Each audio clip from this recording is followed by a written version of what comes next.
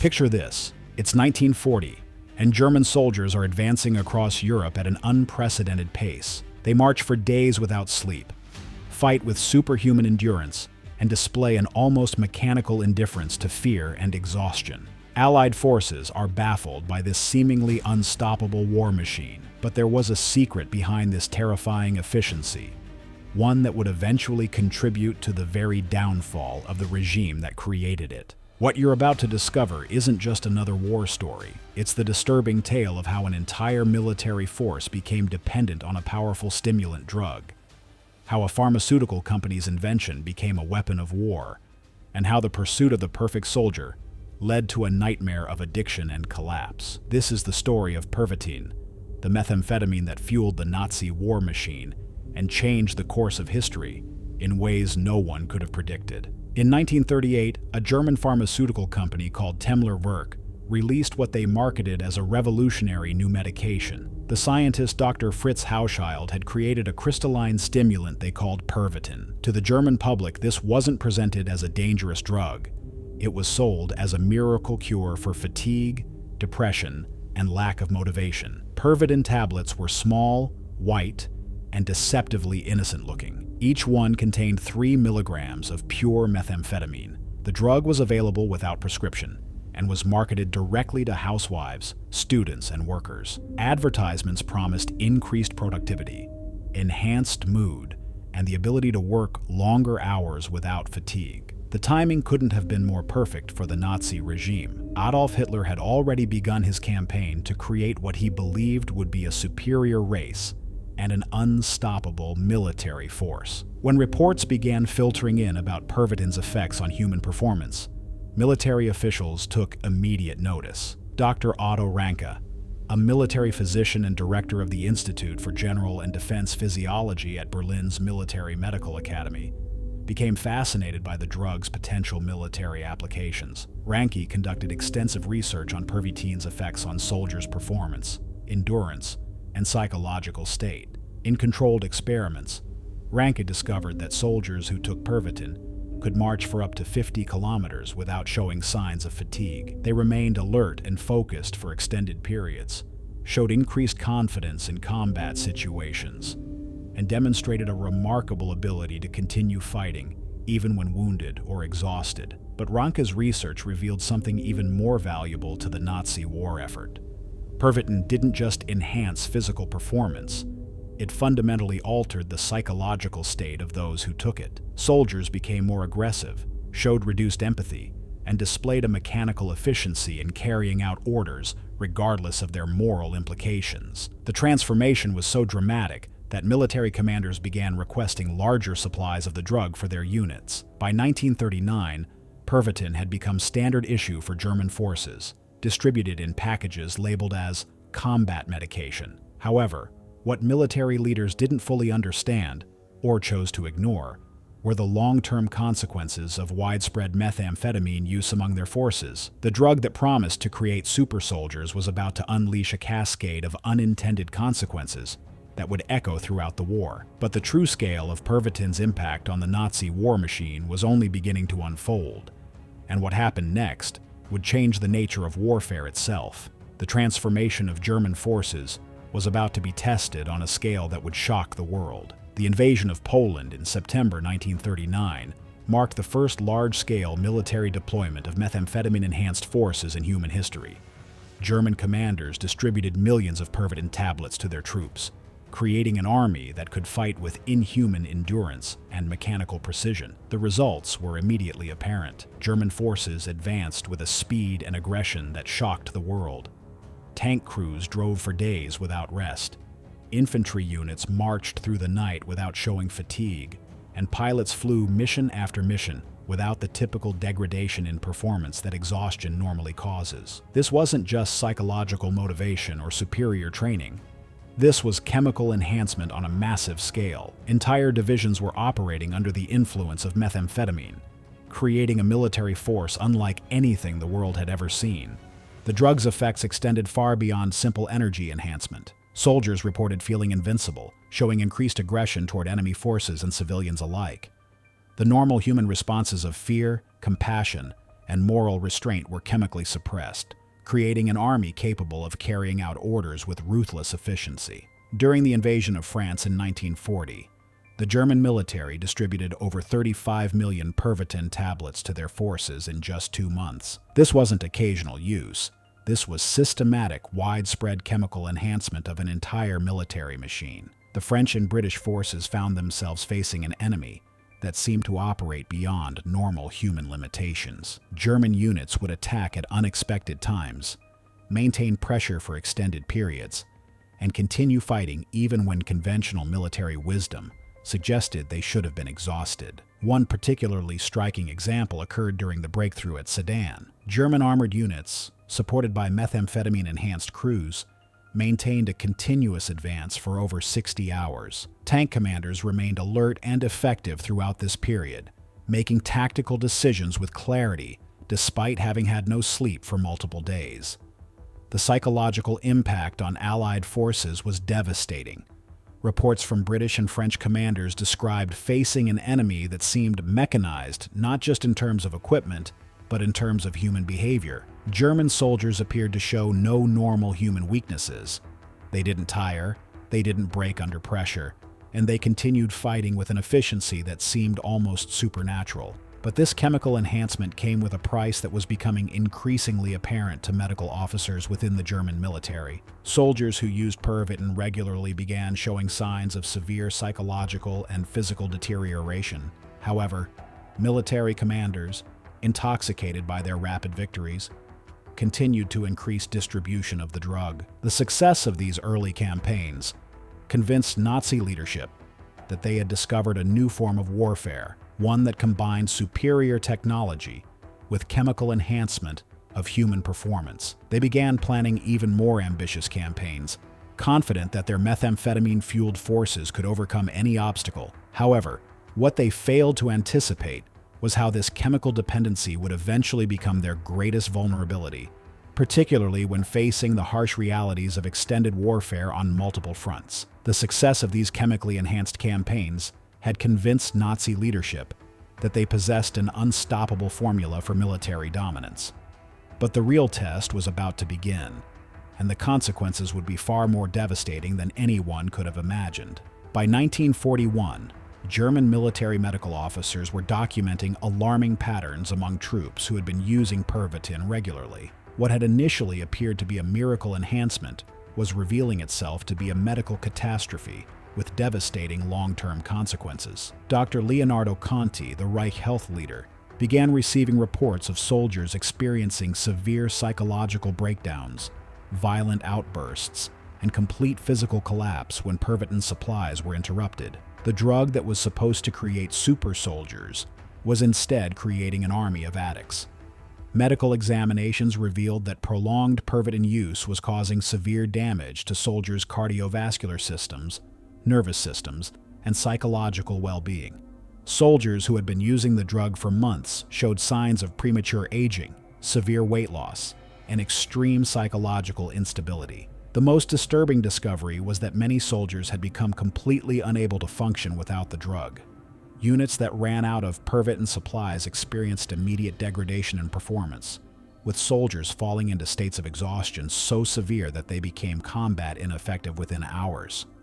One documented case involved a German infantry company that had been using Pervitin continuously for 6 months during the invasion of the Soviet Union. When their supply was cut off due to logistics problems, the entire unit experienced simultaneous psychological collapse. Soldiers became unable to follow orders, showed extreme paranoia, and several experienced complete mental breakdowns that required immediate evacuation from the front lines. The physical toll was equally devastating. Medical reports described soldiers whose hearts were severely damaged from months of methamphetamine use, creating cardiovascular problems that would persist for the remainder of their lives. Many developed severe malnutrition because the drug suppressed appetite, leading to dangerous weight loss even when food was available. Perhaps most concerning for military commanders was the discovery that long-term Pervitin use was actually degrading the very qualities it was supposed to enhance. Soldiers who had used the drug extensively showed decreased decision-making ability, reduced tactical thinking, an increased likelihood of making critical errors in combat situations. The Nazi medical establishment found itself in an impossible position. They had created chemical dependency among hundreds of thousands of soldiers, but couldn't simply discontinue the drug without facing immediate military collapse.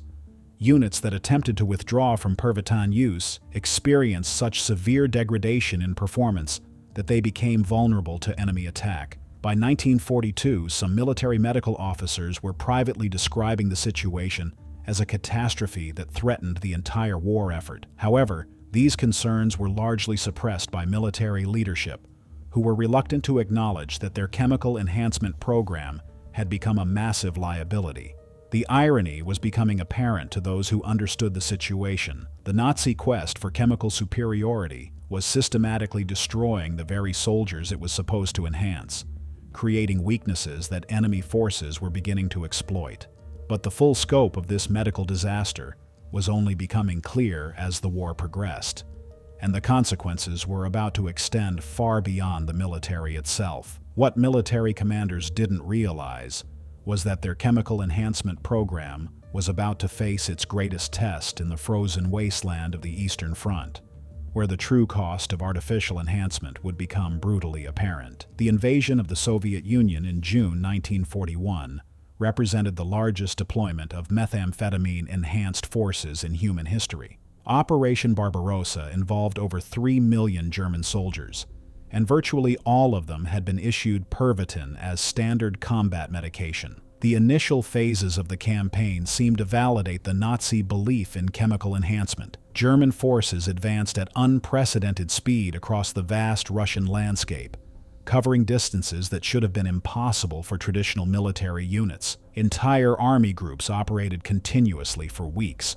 showing no signs of the fatigue that should have crippled such massive operations. Tank crews remained alert and effective during 72-hour continuous advances. Infantry units marched through the night without rest stops, maintaining formation and combat readiness throughout extended operations. The psychological impact on Soviet forces was devastating. They found themselves facing an enemy that seemed to operate beyond normal human limitations. However, the extreme conditions of the Eastern Front began to reveal critical weaknesses in the chemical enhancement program. When winter arrived with unprecedented severity, German forces discovered that Pervitin's effects were dramatically altered by extreme cold. The drug that had enhanced performance in temperate climates became increasingly dangerous in sub-zero temperatures. Medical officers documented cases of soldiers experiencing severe cardiovascular stress when using Pervitin in extreme cold.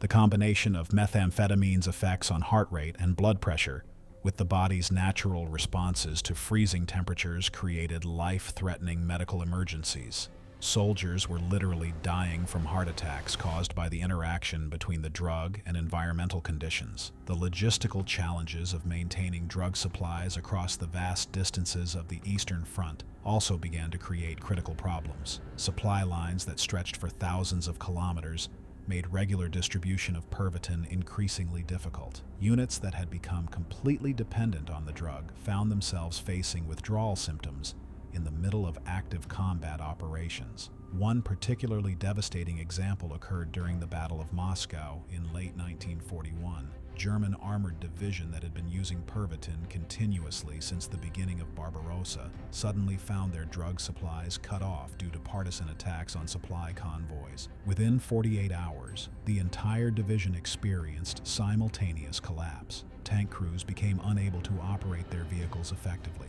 Infantry units lost formation cohesion, and the division became combat ineffective, just as Soviet forces launched a major counteroffensive. The psychological effects of methamphetamine also became increasingly problematic in the prolonged stress of Eastern Front combat. Soldiers who had been using the drug for months began showing signs of severe paranoia, making them suspicious of their own commanders and fellow soldiers. This created command and control problems that severely impacted military effectiveness. Soviet medical personnel who examined captured German soldiers reported finding evidence of severe malnutrition, cardiovascular damage, and psychological disorders that seemed to go far beyond normal combat stress. They began to suspect that German forces were using some form of chemical enhancement, though they didn't initially understand the full scope of the program. The extreme conditions of Russian winter warfare also revealed that Pervitin's appetite suppression effects became dangerous when combined with limited food supplies. German soldiers were consuming fewer calories while expending enormous amounts of energy in extreme cold, leading to rapid physical deterioration that made them vulnerable to frostbite and hypothermia. By early 1942, German medical officers on the Eastern Front were documenting alarming patterns of drug-related casualties that were completely separate from combat injuries. Soldiers were being evacuated not because of wounds received in battle, but because of medical emergencies caused by prolonged methamphetamine use in extreme conditions. The Nazi military leadership faced an impossible choice: continue the chemical enhancement program and accept increasing casualties from drug-related medical problems, or discontinue Pervitin use and face immediate degradation in military performance. The decision they made would have consequences that extended far beyond the Eastern Front. But even as these problems were becoming apparent to field commanders, the Nazi hierarchy was doubling down on chemical enhancement, developing even more dangerous pharmaceutical programs that would push human endurance to its absolute breaking point. As reports of Pervitin's limitations and side effects reached Nazi leadership, rather than scaling back the program, they instead accelerated development of even more powerful chemical enhancements. The German pharmaceutical industry, working closely with military researchers, began developing a new generation of drugs that would make Pervitin seem mild by comparison. Temmler-Verka, the company that had created Pervitin, expanded their research facilities and began experimenting with different formulations and delivery methods. They developed extended-release versions of methamphetamine that would provide stimulation for longer periods, and began researching combination drugs that would address some of Pervitin's side effects while maintaining its performance benefits. The most disturbing development was the creation of specialized pharmaceutical cocktails for different military roles. Tank crews received drug combinations designed to enhance visual acuity and reaction time while suppressing fatigue. Pilots were given stimulants specifically formulated to maintain alertness during long-range bombing missions, while reducing the anxiety that could interfere with precision targeting. Infantry units were provided with drugs designed to increase aggression and reduce sensitivity to pain, creating soldiers who could continue fighting even when severely wounded. These pharmaceutical enhancements went far beyond simple stimulation. They were designed to fundamentally alter human psychological and physiological responses to combat stress. Dr. Gerhard Rose, working with the Nazi medical establishment, conducted extensive research on combining methamphetamine with other substances to create more effective military enhancement drugs. His experiments included testing combinations with testosterone to increase aggression, morphine derivatives to reduce pain sensitivity, and various vitamins and minerals to address the nutritional deficiencies caused by stimulant use. The research protocols for these new drugs were conducted without normal medical safeguards or ethical oversight. Military volunteers and prisoners were used as test subjects for experimental combinations that often proved extremely dangerous. Many subjects experienced severe medical complications or death from the experimental drug protocols. One particularly disturbing program involved developing drugs specifically designed to make soldiers more willing to carry out orders that violated normal moral restraints. These pharmaceutical combinations were designed to suppress empathy, reduce moral reasoning, and increase compliance with authority, essentially creating chemically induced psychological conditions that would make atrocities easier to commit. The Nazi pharmaceutical industry expanded production facilities throughout occupied territories, using forced labor to manufacture these enhanced chemical weapons. Factories in Poland, Czechoslovakia, and other occupied countries were converted to produce military stimulants, creating an industrial infrastructure dedicated to systematic chemical enhancement of human beings.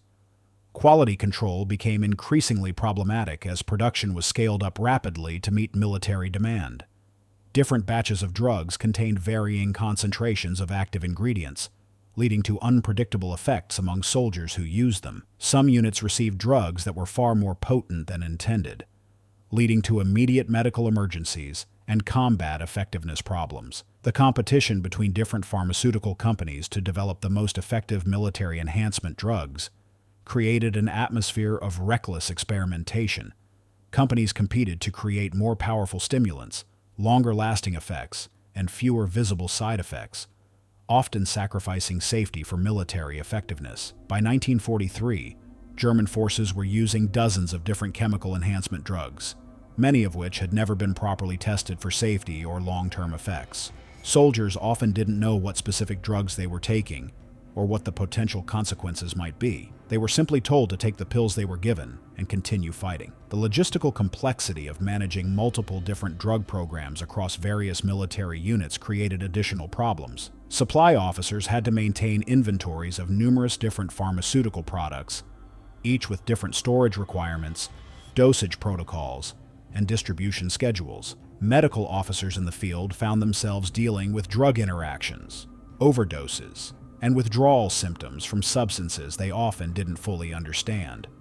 The military medical system became overwhelmed with casualties that were not combat-related, but were instead caused by the very enhancement programs that were supposed to improve military effectiveness. However, the most dangerous development was yet to come: the creation of experimental drugs that would push human physiology beyond all safe limits, creating chemical enhancement programs that bordered on systematic poisoning of the Nazi military itself. By 1943, Nazi pharmaceutical research had moved into territory that can only be described as systematic human experimentation on a massive scale. Military researchers, working with pharmaceutical companies and concentration camp medical staff, began developing chemical enhancement programs that treated human beings as expendable test subjects in pursuit of ultimate military effectiveness. The Ahnenerbe, Heinrich Himmler's research organization, established secret laboratories where prisoners were used to test experimental drug combinations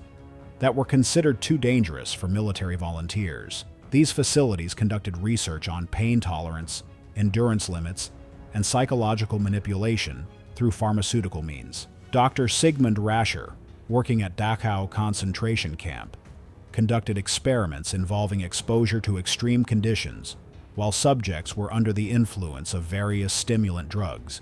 These experiments were designed to determine the limits of human endurance when chemically enhanced, with the goal of creating soldiers who could survive in impossible conditions. The results of these experiments were incorporated into new drug formulations that were then distributed to military units. Soldiers using these experimental enhancements often had no idea that the drugs they were taking had been developed through systematic torture and murder of prisoners in concentration camps. One particularly disturbing program involved developing drugs that would allow soldiers to continue fighting even when critically wounded. These pharmaceutical combinations included powerful stimulants combined with local anesthetics and blood-clotting agents, creating chemical cocktails that could temporarily override the body's natural responses to severe injury. Field testing of these experimental drugs often took place during actual combat operations, using regular military units as unknowing test subjects. Medical officers would distribute experimental formulations to combat units and then document the results, treating soldiers as laboratory subjects rather than human beings deserving medical care. The psychological enhancement research became increasingly extreme as the war progressed. Nazi researchers developed drugs specifically designed to eliminate what they considered weaknesses in human psychology, including empathy, moral reasoning, and self-preservation instincts. The goal was to create soldiers who would follow any order without question and continue fighting regardless of personal consequences. Dr. Kurt Blome, working with the Nazi biological warfare program, investigated the potential for using chemical enhancement drugs as weapons against enemy forces. Research was conducted on developing stimulant drugs that could be delivered through water supplies or air dispersal, potentially creating widespread psychological and physiological disruption among enemy populations. The manufacturing of these experimental drugs often took place in facilities that used concentration camp prisoners as forced labor. Prisoners were required to handle dangerous chemicals without protective equipment, leading to widespread illness and death among those forced to produce the very substances that were enhancing the military forces that oppressed them. Quality control for experimental drugs was virtually non-existent, leading to batches with wildly varying potency and unpredictable effects.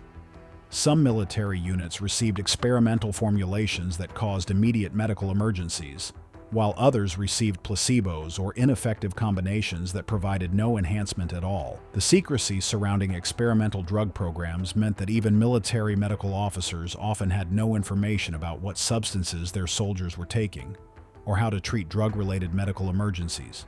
This created situations where military medics were unable to provide appropriate treatment for soldiers suffering from experimental drug reactions. Documentation from these programs reveals a systematic dehumanization of both test subjects and the soldiers who ultimately used the experimental drugs. Human beings were treated as raw material for pharmaceutical experimentation, with their welfare subordinated entirely to military effectiveness goals. The most extreme experimental programs involved research on permanent psychological modification through chemical means. Nazi researchers investigated whether prolonged use of specific drug combinations could create permanent changes in personality, moral reasoning, and behavioral patterns, essentially attempting to use pharmaceuticals to permanently alter human nature. However, as these experimental programs reached their peak, the systematic poisoning of Nazi military forces was creating vulnerabilities that would soon become apparent to Allied intelligence services, who were beginning to understand the true scope of the chemical enhancement catastrophe that was undermining German military effectiveness. By 1943, Allied intelligence services had begun to piece together evidence of the systematic drug use that was affecting German military performance. What they discovered was far more extensive and dangerous than anyone had initially suspected, and it provided opportunities for strategic exploitation that would significantly impact the course of the war. British intelligence officers interrogating captured German soldiers noticed consistent patterns of medical problems that seemed unrelated to combat injuries. Prisoners of war displayed symptoms of cardiovascular damage, severe malnutrition, and psychological disorders that went far beyond normal combat stress. Medical examinations revealed evidence of prolonged stimulant use that suggested systematic chemical enhancement throughout German forces. The first concrete evidence came from captured German medical supplies that included large quantities of Pervitin tablets and other pharmaceutical products that were unknown to Allied medical officers. Chemical analysis of these substances revealed that German forces were using methamphetamine and other powerful stimulants on a massive scale. Dr. J.R. Rees, a British psychiatrist working with military intelligence, conducted detailed interviews with German prisoners and discovered that many had been using stimulant drugs continuously for months or years. The psychological profiles that emerged suggested widespread chemical dependency that was affecting decision-making capabilities, unit cohesion, and overall military effectiveness. Allied medical officers began documenting the withdrawal symptoms experienced by German prisoners when their drug supplies were cut off. The severity of these symptoms provided clear evidence of the extent of chemical dependency among German forces and suggested strategic vulnerabilities that could be exploited. American intelligence services, working with captured German pharmaceutical personnel, discovered the full scope of the industrial infrastructure that had been created to support military drug programs. The scale of production was staggering. Millions of doses of various enhancement drugs were being manufactured monthly and distributed to German forces throughout occupied Europe. The intelligence gathered from these investigations led to Allied targeting of pharmaceutical production facilities and supply networks. Bombing campaigns began specifically targeting drug manufacturing plants, research laboratories, and distribution centers, creating shortages that would exacerbate withdrawal problems among German forces. Soviet intelligence services, based on examination of captured German soldiers on the Eastern Front, developed tactical approaches that exploited the vulnerabilities created by chemical dependency. They discovered that German units could be rendered combat ineffective by cutting off their supply lines for extended periods, forcing withdrawal symptoms that eliminated their military effectiveness. Allied psychological warfare specialists developed propaganda campaigns specifically designed to inform German soldiers about the dangerous effects of the drugs they were using. Leaflets distributed to German forces included medical information about methamphetamine addiction and withdrawal, attempting to create awareness that might reduce voluntary drug use. The intelligence gathered about German drug programs also influenced Allied medical research on performance enhancement. However, Allied military leadership generally rejected systematic chemical enhancement programs, both for ethical reasons and because of the evidence of long-term military ineffectiveness revealed by German experiences. French resistance networks in occupied territories began targeting pharmaceutical supply convoys and manufacturing facilities, understanding that disrupting drug supplies could create military vulnerabilities among German occupation forces. These operations were often more effective than traditional military attacks, because they created problems that German forces couldn't solve through conventional military responses. Allied medical services prepared treatment protocols for German soldiers, who would eventually be captured suffering from drug withdrawal and related medical problems. These preparations proved crucial during major Allied advances, when large numbers of German prisoners required immediate medical attention for drug-related health problems, rather than combat injuries. The strategic implications of German chemical dependency became apparent during major Allied offensives. German units that had previously demonstrated exceptional combat effectiveness showed rapid degradation when their supply lines were disrupted, creating opportunities for Allied advances that might not have been possible against chemically enhanced forces with reliable drug supplies. Intelligence analysis revealed that German military planning had become increasingly unrealistic, as drug use affected decision-making at higher command levels. Strategic decisions were being made based on assumptions about troop capabilities that were dependent on continued chemical enhancement, creating vulnerabilities that Allied forces could exploit through conventional military pressure. However, the most significant discovery was yet to come. Evidence that the Nazi chemical enhancement program had created systematic weaknesses that were contributing to the collapse of German military effectiveness across all theaters of operation, setting the stage for the final Allied victory. As Allied forces advanced into occupied territories during 1944 to 1945, they discovered an unprecedented industrial network dedicated entirely to producing and distributing enhancement drugs. Pharmaceutical factories throughout occupied Europe operated continuously, many using forced labor to manufacture millions of doses monthly, enough to supply stimulants to an entire national population. The logistical complexity was staggering. Special military units existed solely to maintain drug supplies, often prioritizing chemical distribution over ammunition and food.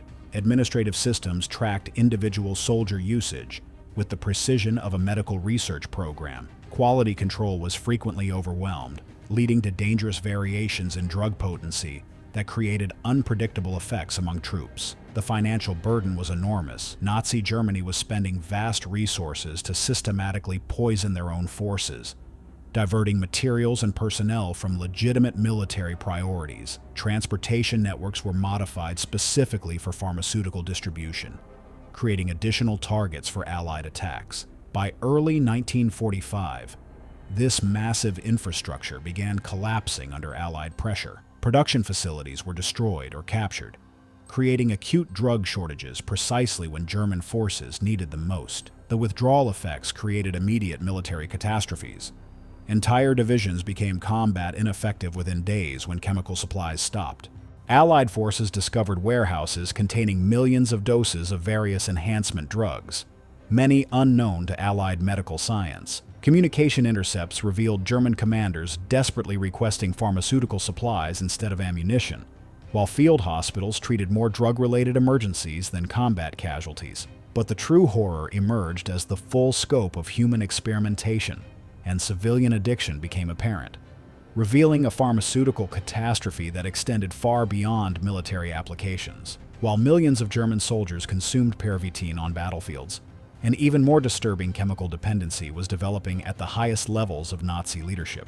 Adolf Hitler himself had become increasingly reliant on a dangerous cocktail of drugs administered by his personal physician, Dr. Theodor Morell. Morell had gained Hitler's trust through treatment of stomach ailments, but gradually expanded his pharmaceutical interventions to include daily injections containing methamphetamine derivatives, vitamins, and hormone treatments. By 1942, Hitler was receiving these powerful stimulants regularly, creating a chemical dependency that would increasingly affect his decision-making capabilities. The transformation in Hitler's behavior became apparent to those around him. He displayed increased paranoia, made increasingly erratic decisions, and showed signs of severe psychological instability. His sleep patterns became completely disrupted, and he often remained awake for days at a time, making crucial military decisions while under the influence of powerful stimulants. Other high-ranking Nazi officials were also using various pharmaceutical enhancements, creating a leadership structure that was increasingly operating under chemical influence. This created a feedback loop where chemically altered leaders were making decisions about the continued use of chemical enhancements among their forces. Dr. Morell's treatment protocols became increasingly aggressive as the war progressed. Hitler's physical appearance began showing signs of chemical abuse. He developed tremors, showed premature aging, and displayed erratic emotional responses.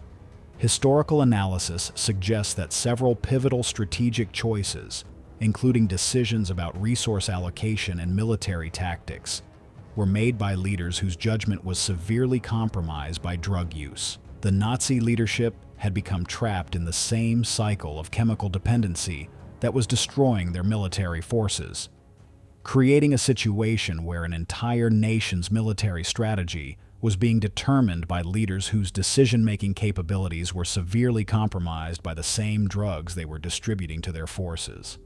However, as the war progressed, the systematic collapse of both leadership and military forces would reveal the full catastrophe that chemical enhancement had created throughout German society. As Allied forces liberated German territories, they discovered a humanitarian crisis beyond traditional war casualties. Millions had been systematically poisoned by chemical enhancement programs, creating medical emergencies with lasting consequences. The scale was staggering.